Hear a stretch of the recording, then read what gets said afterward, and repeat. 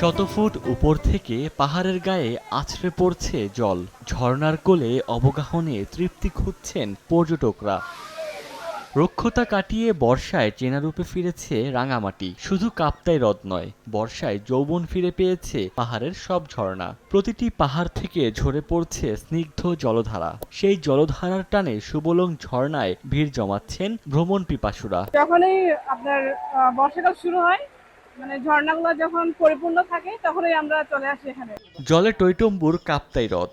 ঝুলন্ত সেতু ঘাটে নোঙর করে আছে সারি সারি যন্ত্রচালিত নৌকা। পর্যটকের অপেক্ষায় অলস সময় কাটাচ্ছেন চালকরা। তবে কিছু সংখ্যক পর্যটক শান্ত জলে ভেসে ভেসে উপভোগ করছেন মেঘ পাহাড়ের মিতালি, যাদের মধ্যে স্থানীয়দের উপস্থিতি বেশি। যারা ঘুরতে আসেন তারা বর্ষার সময়টা চয়েস করবেন, তাহলে আপনার রাঙামাটির প্রকৃত রূপটা দেখতে পাবেন।